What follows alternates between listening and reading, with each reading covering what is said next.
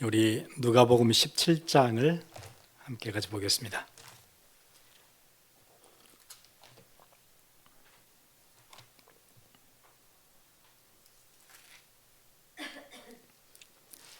(11절부터)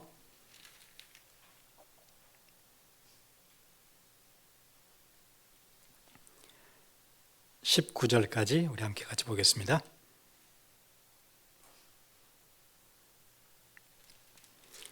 누가복음 17장 11절부터 19절 같이 읽겠습니다. 예수께서 예루살렘으로 가실 때에 사마리아와 갈릴리 사이로 지나가시다가 한 마을에 들어가시니 나병 환자 10명이 예수를 만나 멀리 서서 소리를 높여 이르되 예수 선생님이여 우리를 불쌍히 여기소서 하거늘 보시고 이르시되 가서 제사장들에게 너희 몸을 보이라 하셨더니 그들이 가다가 깨끗함을 받은지라. 그 중에 한 사람이 자기가 나은 것을 보고 큰 소리로 하나님께 영광을 돌리며 돌아와 예수의 발 아래 엎드려 감사하니 그는 사마리아 사람이라. 예수께서 대답하여 이르시되 10사람이 다 깨끗함을 받지 아니하였느냐? 그 9은 어디 있느냐? 이 이방인 외에는 하나님께 영광을 돌리러 돌아온 자가 없느냐 하시고 그에게 이르시되 일어나 가라 내 믿음이 너를 구원하였느니라 하시더라. 아멘.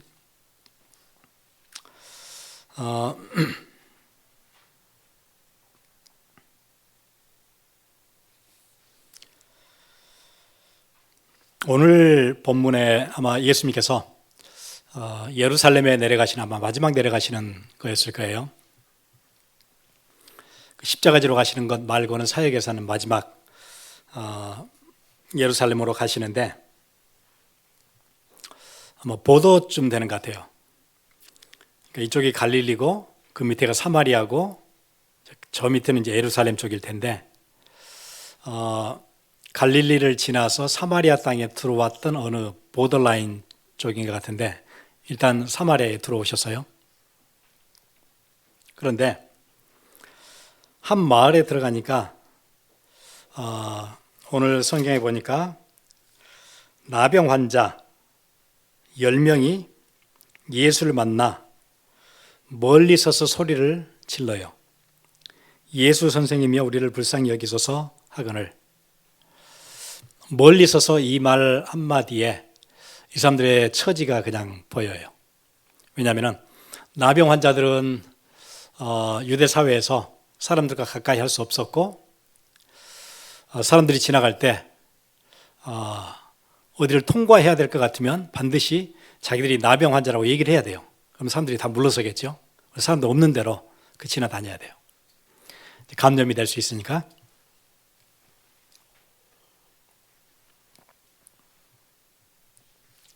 그래서 여기에 나오는 나병 환자는 옛날 유대사에서는 모든 악성 피부병 전체를 그냥 나병 환자라 그랬어요.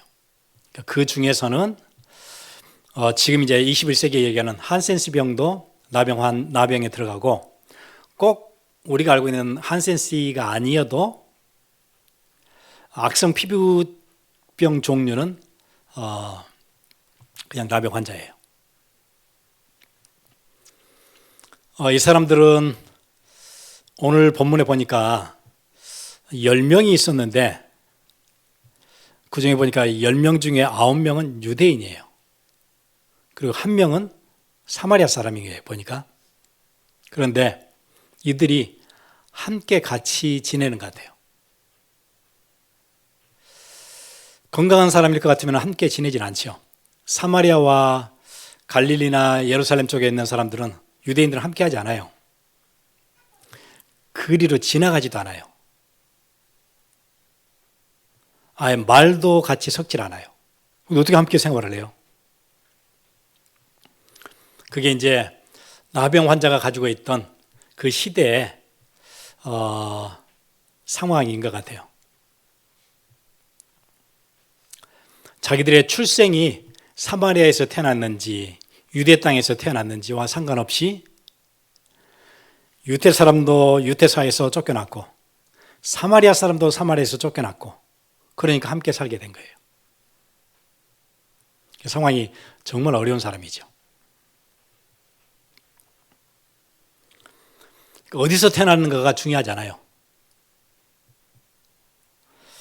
요즘 인도 같으면 그냥 불가촉 천민이에요.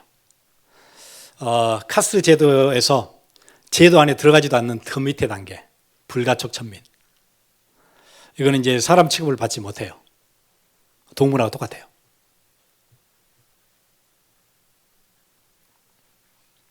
그러니까 멀리 서서 얘기를 할 수밖에 없겠죠. 멀리 서서 소리를 높여, 멀리 있으니까 소리를 지를 수밖에 없겠죠. 그냥 대화가 안 되잖아요. 멀리 있으니까. 예수 선생이야 이렇게 불렀겠죠. 우리를 좀 불쌍히 여겨주세요. 아무도 우리를 케어하는 사람이 없고 부모도 버렸고 사회도 버렸고 가족도 버렸고 다 버렸습니다. 우리 좀 불쌍히 여겨주세요. 문제 만난 사람들의 간절함인 것 같아요. 예수님이 14절 보니까 보시고 이르시되 가서 제사장들에게 너희 몸을 보이라. 이건 이제 유대 사회를 좀 알고 있으면 이 얘기가 무슨 얘기인지 금방 알 거예요.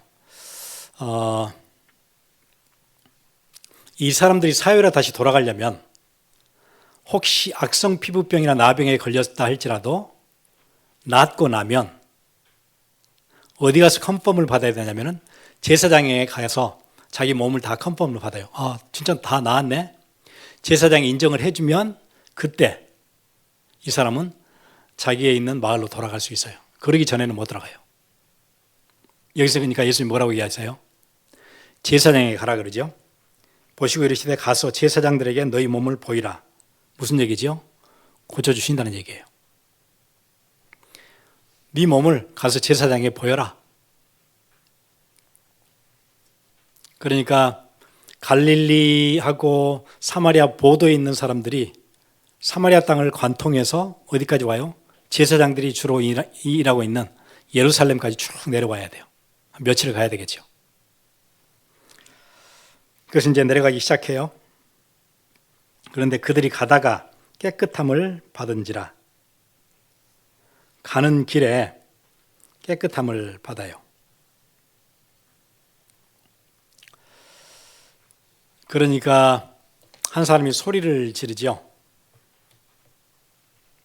그 중에 한 사람이 15절에 자기가 나은 것을 보고 큰 소리로 하나님께 영광을 돌리며 돌아와.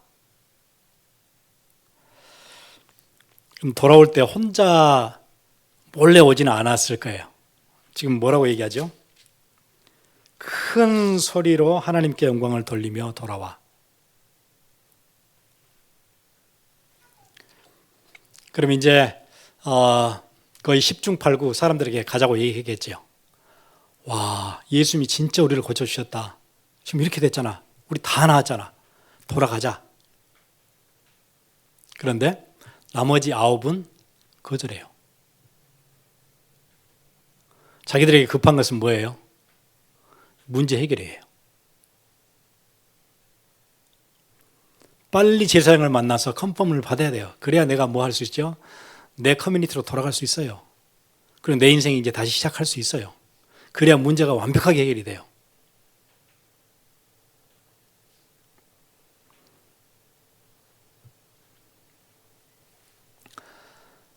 이 9사람의 관심은 문제 해결이에요. 그런데 한 사람 큰 소리로 하나님께 영광을 돌렸어요. 그리고 돌아와요. 그리고 16절 예수의 발 아래 엎드려 감사하니 그는 사마리아 사람이라. 이 사람은 사마리아 사람이에요. 앞에 9명은 문제 해결이 되게 중요했고 이 사마리아 사람은 뭐가 중요한 것 같아요? 내게 이 내 문제를 해결해 주시는 내가 만났던 그 예수 그리스도, 그분이 내게 너무 소중한 거예요.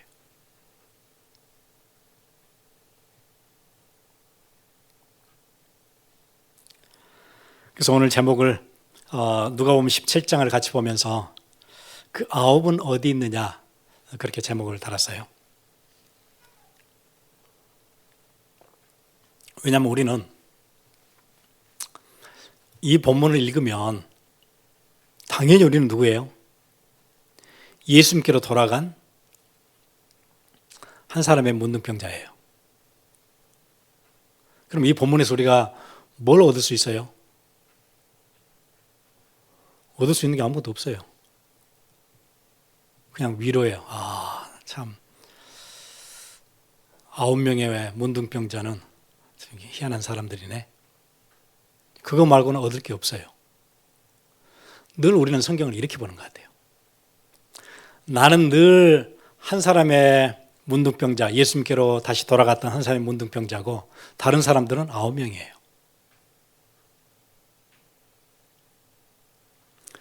나는 늘 히스기야예요. 늘 히스기야죠. 아하스는 다른 사람이 아하스예요. 그러면 그 본문을 통해서 히스기야를 통해서 우리가 배울 수 있는 게 뭐예요? 아무것도 없어요. 나는 히스기야인데.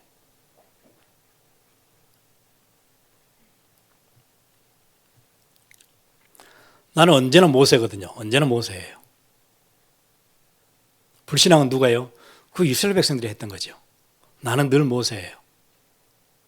그러니까 어느 본문을 봐도 내가 얻을 수 있는 게 없어요. 묵상할 것도 없고 아무것도 없어요. 그게 제가 보기에는 성도들의 실패하는 지점인 것 같아요. 딱 거기에서.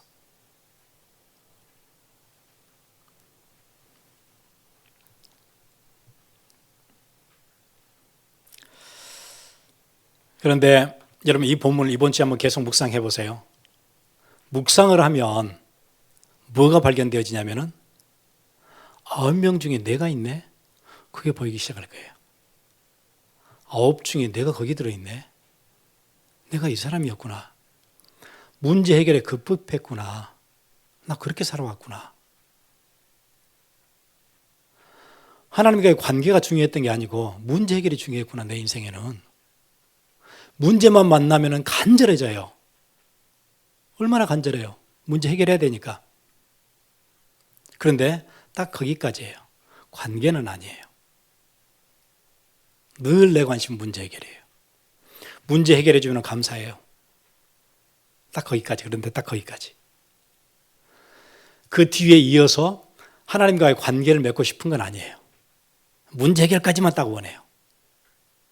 그런데 이 문제를 하나님 말고 다른 데서 해결해 준다? 그러면 당연히 다른 데로 가죠. 문제 해결을 해 주는데 내가 병이 왔어요.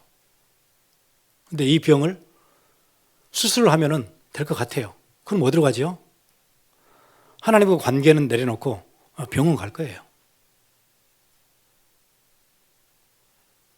그리고는 모든 진료 과정에서 어떤 그 프로시저 가운데서 하나님은 필요 없죠.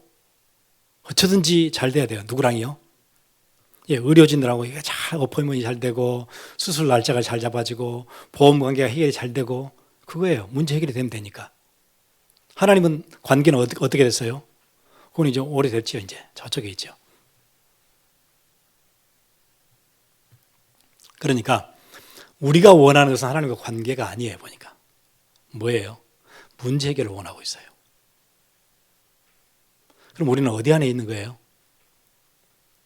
물론 다급할 때는 예수님 불렀어요. 큰 소리로 불렀죠. 절실하니까. 우리의 가정 문제 왔어요. 우리 가정에. 절실하잖아요. 그럼 막 부르짖어요. 기도도 해요. 그런데 딱 거기까지예요. 내가 원하는 것은 문제 해결이에요. 그냥. 더 이상은 아니에요. 신자들이 실패하는 지점. 우리 신앙이 자라지 못하는 지점. 이런 묵상을 하면 할수록 내가 9명 속에 들어있구나. 그렇게 같이 가자고 예수님께 돌아가 보자고 그분이 우리를 고쳐주셨다고 얘기할 때 거절했던 게 그게 나였구나. 하나님과 관계 앞에 들어가라고 늘 강단에서 얘기했는데 그건 그렇고 나는 내 인생 내가 사는 건데 그게 나였구나. 내가 그 9명이었구나. 가 안 보여지면 오늘 본문을 통해서 얻을 게 하나도 없어요.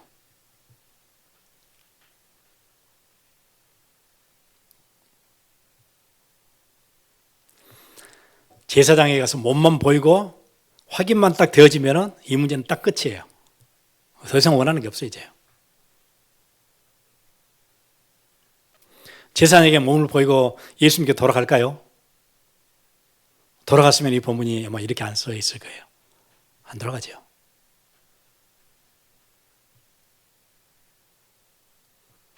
자기 구상할 게 많잖아요. 이제 새로 돌아가면 이제 내가 하던 일 다시 시작하고 이제 꿈에 또 부풀 거고 또 이것도 하고 저것도 하고 그렇게 될 거예요.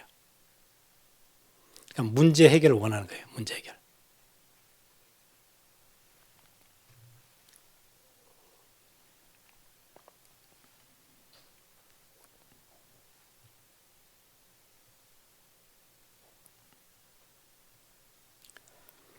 그때 예수님이 이렇게 물으세요. 3번을 연달아 물으시죠. 뭐라고 물으시냐면은 10사람이 다 깨끗함을 받지 아니하였느냐? 그렇게 한번 물으세요. 니네 10명이 다 나았잖아. 또 2번째 이렇게 물으세요. 그런데 그 9은 어디 있느냐? 그렇게 또 물으세요.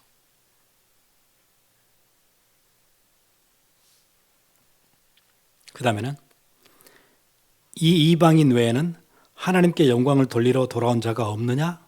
3번 물으세요. 다 비슷한 얘기예요. 같은 질문이에요.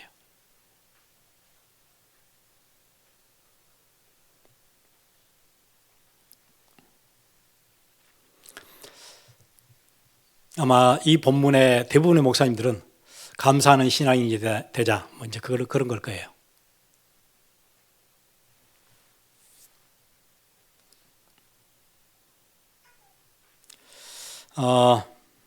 그 9은 어디 있느냐?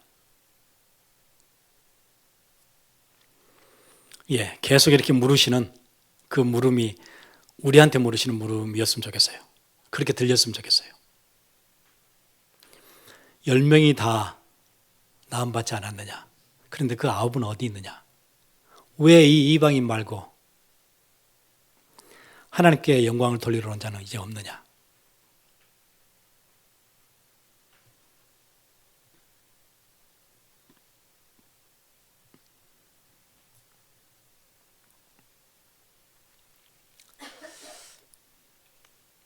우리가 이제 같은 반응을 하잖아요. 만약에 병원에 가서 진짜 내 골치 아픈 문제, 오래됐던 문제가 수술을 통해서 다 회복이 되어졌어요. 그럼 보통 우리가 나를 수술해주는 의사하고 관계를 맺나요? 그럴 리는 없죠. 수술하고 끝났죠, 그냥. 수술하고 퇴원 수술 받고 나면 끝났지 우리가 의사랑 관계를 해요? 고맙다고 하거나 그래요? 그러진 않죠. 끝났죠, 그냥.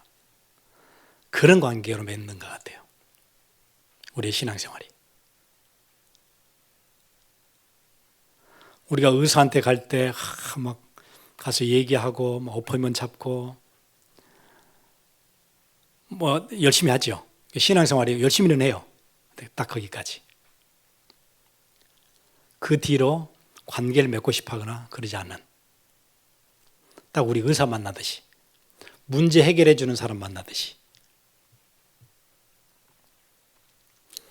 그래서 우리의 신앙생활이 하나님과 관계가 계속 형성이 되어지고 깊어지고 더 끈끈해지고 그렇게가 진행이 되지 않고 늘 거기서 끝나요. 딱 9명처럼.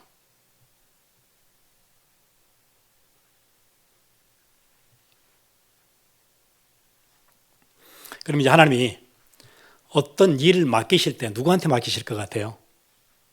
9명에게는 안 맡기실 것 같아요. 중요한 일은. 누구에게 맡기겠죠? 관계가 형성된 사람에게 맡기겠죠. 세계복음화 누구에게 맡기겠어요? 관계가 형성된 사람에게 맡기겠죠. 이 시대를 누구에게 맡기겠어요? 하나님과 관계가 형성되어 있는 사람에게 맡기겠죠. 이 지역을 누구에게 맡기겠어요? 그런 사람들이, 관계가 형성된 사람들이 모이고 있는 그 교회에다 맡기겠죠. 그 교회 구성원들이 전부 다 의사 만나듯이 문제 해결만을 위해서 다 모여요. 간절함도 있어요. 막 열심히도 해요. 딱 거기까지.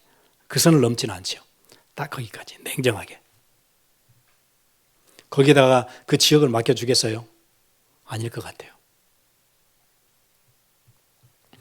그래서 우리가 영성훈련 계속 얘기하는 거고, 포럼도 얘기하는 거고, 절기도 얘기하는 거고, 다 무슨 얘기죠? 관계 얘기예요.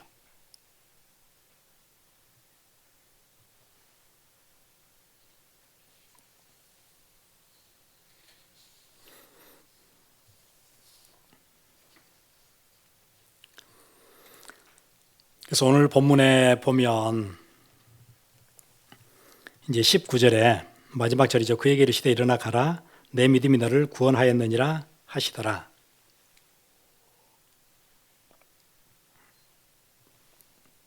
내 믿음이 너를 구원하였느니라 하시니라. 영어 성경에 보면 내 믿음이 너를 온전케 하였느니라 그렇게도 돼 있고, 어떤 또 번역에서는 구원케 하였느니라 그렇게 번역이 된 것도 있고 그래요. 그래서 무슨 얘기냐면 이 구원은 우리가 얘기하는 예수 믿고 구원받았다 그보다는 훨씬 더 좀 폭넓게 쓰는 것 같아요. 온전케 된다 그런 얘기예요. 그럼 9은 지금 온전케가 안 된 거예요. 9은 딱 거기까지는 왔는데 병고침까지는 받았어요. 근데 온전함이 된 건 아니에요. 병만 나은 거예요. 그럼 병 낫고 나면 인생의 모든 문제가 다 끝났나요? 아니에요. 다른 문제 또 있어요. 다음에는 안 아프나요? 또 아플 거예요. 다른 데 또 문제 생길 거예요. 이건 온전함하고 거리가 멀어요. 그냥 그 문제 하나가 해결된 거예요. 계속해서 쏟아질 문제하고는 상관이 없어요. 그 문제 하나가 해결된 것 뿐이에요. 그런데 여기서 온전함을 얻게 됐대요. 그 믿음이. 요즘 사회에서는 전인치유 이런 얘기 많이 하죠. 사회는 전인치유할 수가 없어요. 의사는 병을 고치는 거지 전인치유는 못해요. 왜냐하면 하나님께서 병원에다가 그 일을 맡기지 않으셔서 그래요. 맡긴 적이 없어요. 전인치유를 세상에다 맡긴 적이 없어요. 은행에다가 전인치유를 맡긴 적이 없어요. 금융은 뭐만 해결해요? 경제 문제만 도와줄 수 있어요. 전인치유는 아니에요. 밖에 나가면 상담사들 많을 거예요. 가정에 문제 생기면 가서 상담할 수 있어요. 전인치유는 아니에요. 뭐에 대한 치유예요? 그 문제 다룰 거예요. 전인치유는 성경만 얘기할 수 있어요. 그래서 전인치유라는 말은 굉장히 오용되고 있는 잘못된 단어예요. 전인치유는 누구만 할 수 있어요? 그리스도만 할 수 있어요.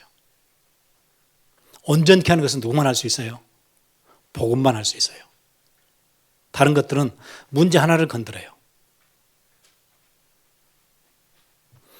그래서 그 심리학자들이 하는 얘기가 그거예요.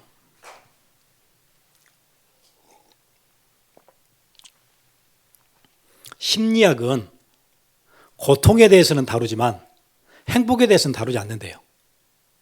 무슨 얘기일까요?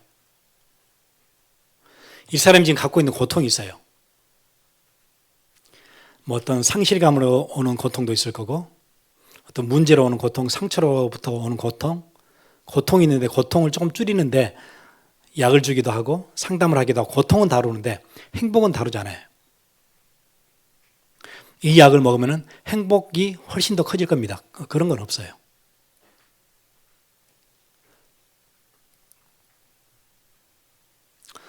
나하고 상담을 6주 받고 나면 굉장히 행복해질 겁니다. 그건 다루지 않는데요, 자기들이. 그러니까 전인 치유가 아니죠. 전인 치유는 뭐죠? 전체를 치유하는 거예요.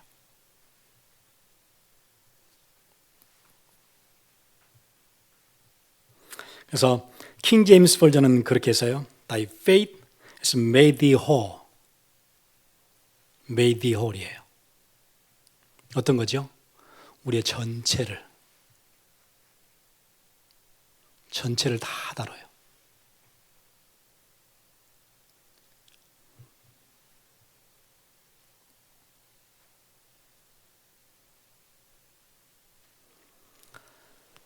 이방 나라를 쫓아내는 것이 목표가 아니에요. 여러분이 생각하는 지경이 넓어지는 게 목적이 아니에요. 땅을 지켜내는 것이 우리가 원하는 게 아니에요. 하나님이 원하시는 것은 그런 게 아닌 절기예요. 절기는 뭐죠? 다 내려놓고 하나님과 함께함이에요. 하나님과 교제함이에요. 그분을 기쁘게 함이에요. 모여서 예배함이에요. 그게 절기를 지킨다는 얘기예요.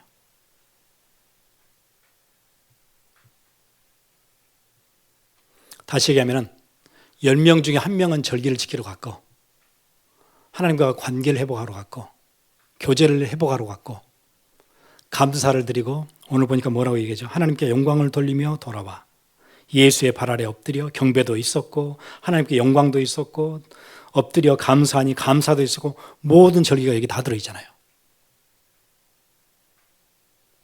6월절의 절기에 복받쳐 오르는 게 다 있잖아요. 하나님께 영광도 돌리고요. 발 앞에 엎드리기도 하고요. 감사하기도 하고요.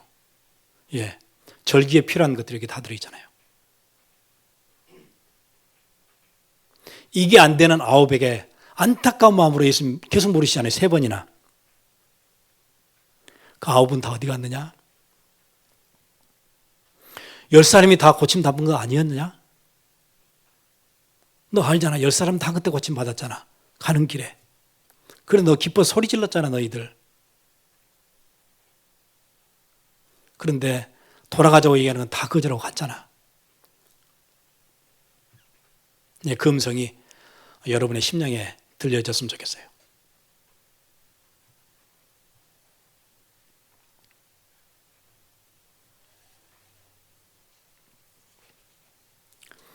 보통 여자들이 결혼을 하면 뭘 소중하게 생각하냐면 관계를 되게 소중하게 생각하는 것 같아요. 남편과 함께하는 시간들, 같이 소소한 얘기를 나누는 것, 함께 쇼핑을 가는 것, 뭐 쇼핑을 간다고 해서 뭐 엄청난 걸 사야 되는 그런 건 아니에요.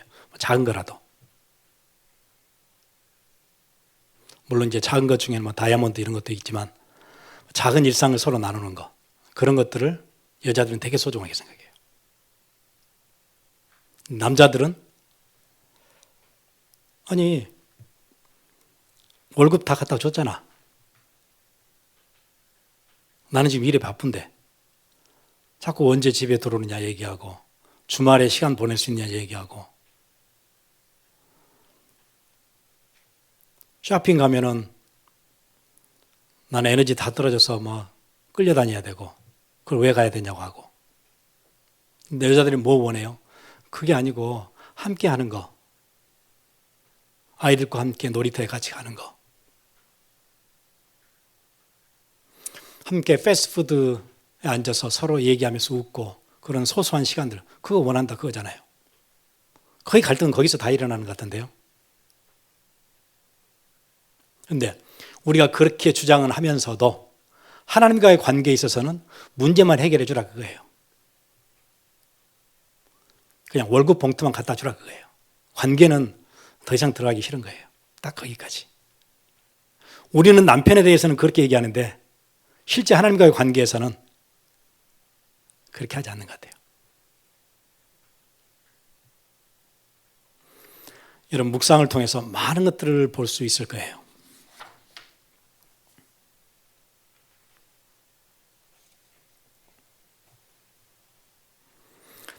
육신적인 문제 해결, 질병에 관한 문제, 경제에 관한 문제, 관계에 대한 문제, 그 해결을 하나님께서 원하시는 게 아니고 온전함에 이르라고요.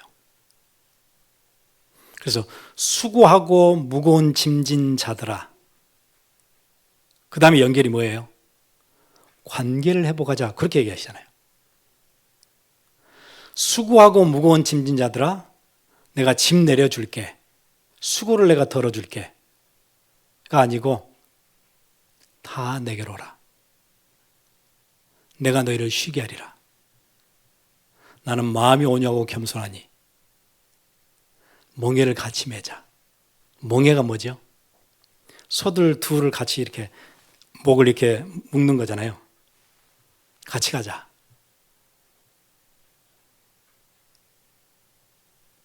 내 짐은 쉽고 가벼워요. 그러니까 함께 하자. 그 얘기하고 있었어요.